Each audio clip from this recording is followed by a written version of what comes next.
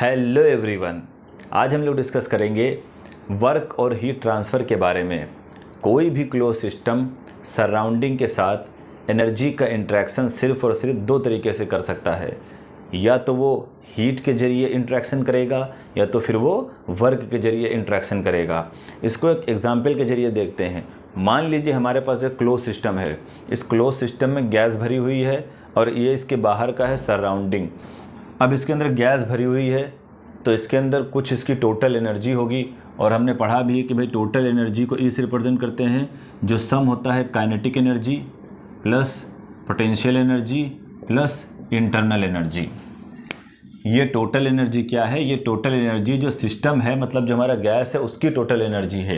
यही total energy क्या होगी? सराउंडिंग में ट्रांसफ़र होगी। मतलब ये सिस्टम क्या करेगा? इसी टोटल एनर्जी को सराउंडिंग में ट्रांसफ़र करेगा, मतलब सराउंडिंग से इंटरैक्ट करेगा। तो हमने बताया भी तभी जो ये काइनेटिक एनर्जी होती है ये सिस्टम की मैक्रोस्कोपिक एनर्जी होती है। मतलब ये काइनेटिक एनर्जी इस कंप्लीट सिस्टम में वी वेलोसिटी की वजह से होगी। थर्मोडायनेमिक्स में हम लोग मोस्ट केसेस में क्या करेंगे? क्लोज सिस्टम को स्टेशनरी मानेंगे। तो फिर यहाँ क्या हो जाएगा? ये काइनेटिक एनर्जी क्या हो जाएगी? जीरो। ये जो हमारा क्लोज सिस्टम है वो रेफरेंस फ्रेम पे रखा हुआ है, मतलब कोई हाइट भी नहीं है, तो ये क्या हो जाएगी? मोस्ट केसेस में क्या होगी? पोटेंशियल एनर्जी भी क्लोज सिस्टम की क्या होगी? जीरो होगी। तो मतलब ये जो अंदर सिस्टम है, ये जो गैस है, इसकी टोटल एनर्जी क्या होगी? ये इंटरनल एनर्जी ही होगी। अब इस इंटरनल एनर्जी को अगर जो सराउंडिंग में ट्रांसफ़र करना है तो या तो आप क्या करेंगे? वर्क के जरिए ट्रांसफ़र करेंगे या तो आप क्या करेंगे? हीट के जरिए ट्रांसफ़र करेंगे। हमें पता है कि इंटरनल एनर्जी क्या होती है। इंटरनल एनर्जी जो इसके अंदर गैस भरी हुई है उनके मॉलिक्यूलर मूवमेंट की वजह से, स्ट्रक्चर की वजह से होती है, क्योंकि क्लोज सिस्टम में मास तो बाहर जाएगा नहीं। अगर मास बाहर जाता तो ये जो मॉलिक्यूल्स क्या कर रहे हैं? दाएं बाएं भाग रहे हैं और ये एक्सिस के अबाउट रोटेट कर रहे हैं और डिफरेंट टाइम की मोशन कर रहे हैं, तो ये मोशन भी क्या होती? बाहर ट्रांसफ़र हो जाती। लेकिन यहाँ मास तो ट्रांसफ़र होगा नहीं। तो मास ना ट्रांसफ़र होने की वजह से फिर हमारे पास एनर्जी इंटरेक्शन के बस दो ही तरीके बचते हैं। तो वर्क को कई तरीके से डिफाइन किया जा सकता है। जैसे पढ़ाई करना, ये क्या है? Mental work. और दौड़ना, ये क्या है? फिजिकल वर्क है। उसी तरीके से जो आप वर्क की डिफिनीशन पढ़ते चले आ रहे हैं, जैसे वर्क क्या होता है? Force into displacement. मान लीजिए कि आपके पास ये क्या है? ये एक टेबल है, उसके ऊपर एक मास रखा हुआ है, एम मास रखा हुआ है। इस पर आप एफ फोर्स लगाइए तो मास क्या करेगा? यहाँ पर आ जाएगा। तो फोर्स लगाने की वजह से मास क्या करेगा? डी डिस्प्लेसमेंट तक ट्रैवल करेगा। तो वर्क डन क्या हो जाएगा? W = force into displacement. तो ये बस इनटू लगा हुआ है, इसका मतलब ये नहीं है कि वर्क क्रॉस प्रोडक्ट होता है। आपको पता है कि वह वर्क क्या होता है? Dot product. तो यहाँ पर इन चीज़ों का कोई मतलब नहीं है, बस हमें देखना है कि वर्क होता क्या है। तो वर्क को हम लोग इस तरीके से डिफाइन करते हैं। वर्क है फोर्स इनटू डिस्प्लेसमेंट, और इस वर्क को बोला जाता है मैकेनिकल वर्क। Mechanical work. तो अभी तक हमने देखा कि भाई जो वर्क डन होता है वो फोर्स इनटू डिस्प्लेसमेंट होता है, लेकिन थर्मोडायनेमिक्स में वर्क को थोड़े अलग तरीके से डिफाइन किया गया है। थर्मोडायनेमिक्स में वर्क डन सिस्टम जब परफॉर्म करेगा जब वो सिस्टम सराउंडिंग पे क्या करे? कंप्लीट इफेक्ट डाले, और वो इफेक्ट इस तरीके से होना चाहिए कि वो इफेक्ट क्या करे? सिस्टम के बाहर यानी एक्सटर्नल क्या करे? लोड को राइज कर दे, यानी लोड को लिफ्ट कर दे, या तो लिफ्ट करने की कैपेसिटी रखता हो। अब ये जो डिफिनेशन हमने बताई, इसको एक एग्जाम्पल के जरिए हम लोग समझते हैं। मान लीजिए हमारे पास ये एक बैटरी है, ये बैटरी है हमारे पास, बैटरी। इसके दो टर्मिनल कनेक्ट हैं मोटर के साथ। ये हमारा मोटर है,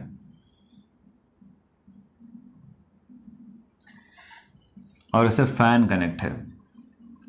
ये हमारा फैन। अब ये क्या कर रहा है? फैन रोटेट कर रहा है। हमने क्या किया? ये सिस्टम माना। ये हमारा क्या है? कंप्लीट सिस्टम है, और ये हमारी सिस्टम बाउंड्री, सिस्टम, और ये सब एक्सटर्नल है, मतलब सराउंडिंग है। और ये हमारा क्या है? अंदर का सिस्टम है। हमें पता है कि भाई ये जो सिस्टम बाउंड्री होती है वो सिस्टम को सराउंडिंग से सेपरेट करती है।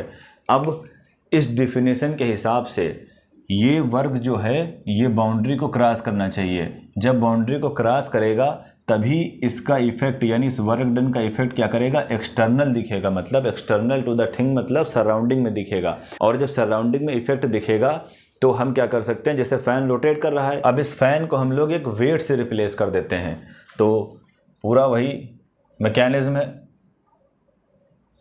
यही बैटरी है हमारी,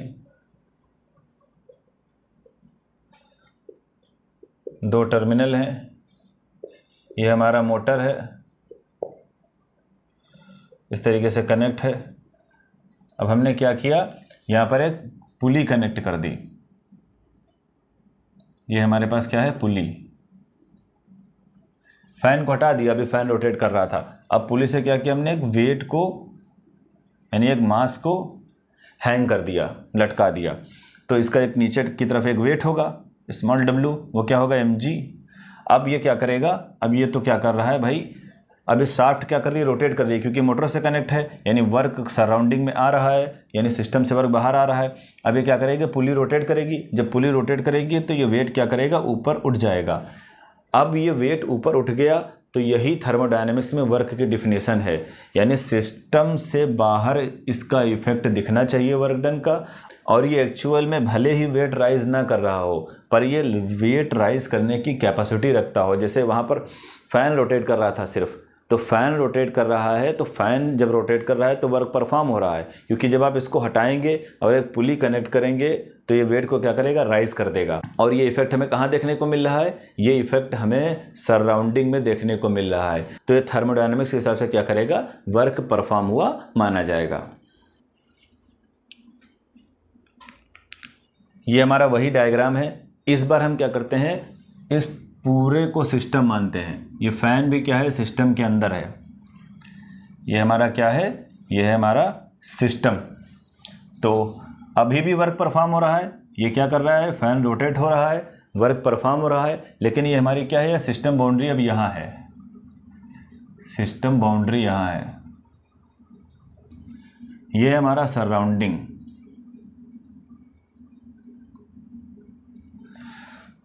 अब हम देख रहे हैं कि भाई ये जो मोटर ये वर्क परफॉर्म कर रहा है, मतलब ये जो फैन रोटेट कर रहा है, ये फैन सिस्टम के अंदर रोटेट कर रहा है। क्या कोई वर्क डन सिस्टम से बाहर सराउंडिंग में ट्रांसफ़र हो रहा है? तो जवाब मिलेगा नहीं, ये कोई वर्क डन बाहर नहीं जा रहा है। W क्या है, 0 है।